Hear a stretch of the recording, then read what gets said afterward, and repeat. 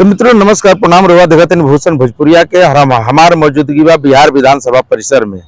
मौजूदगी बड़ा ही खास बा क्योंकि बिहार सरकार तय कैले बा कि बिहार विधानसभा के अति अब तक जितना भी 100 वर्ष में कार्रवाई भइल बा, सुनवाई भइल बा, ये विधानसभा में एक डिजिटली रूप से एक संग्रहालय बनाल जाए, यानी डिजिटल संग्रहालय बनावे के निर्णय लिया गया बा।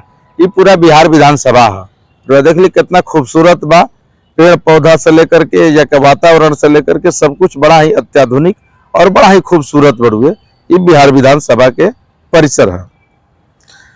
अब यह निर्णय जो लिया गया बा वो डिजिटल लाइब्रेरी बनावे के। ये डिजिटल लाइब्रेरी 1.74 एकड़ डिसमिल में फैलल हुई, पूरा एरिया इतना कवर करी।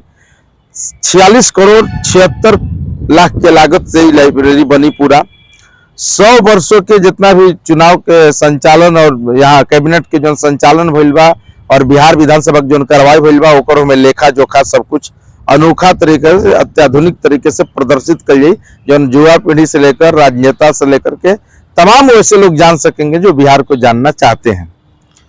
5 दर्शक दीर्घा बनी, 356 लोगों के बैठे खातिर एक ऑडिटोरियम बनी जो काफी अत्याधुनिक रही।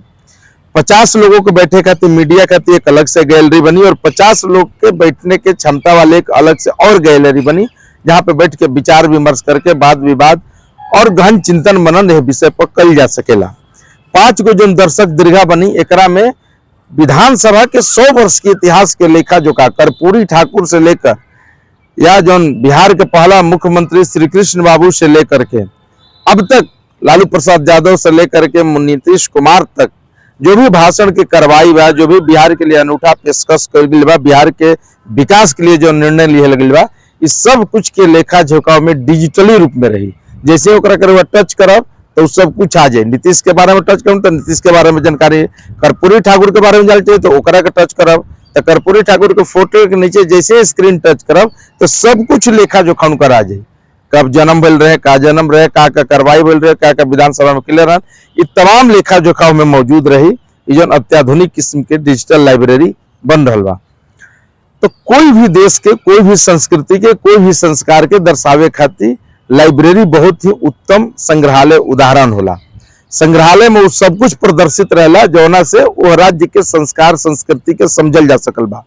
हमारे जैसा युवा पत्रकार से लेकर राजनेता से लेकर और राजनीति में इच्छा रखने वाले युवाओं को लेकर के और जिनको राजनीति करना है, राजनेता, वो सब लोग के ये डिजिटल लाइब्रेरी से काफी फायदा मिली।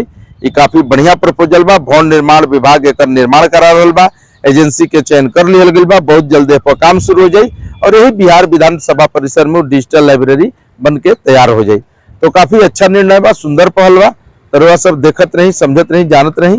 इस तरीका का नया नया फैसला बतावे खातिर ये चैनल रउआ सबके सरकारी योजना के बारे में ज्यादातर समर्पित बा। तो रउआ चैनल के लाइक सब्सक्राइब जरूर कर ली। धन्यवाद।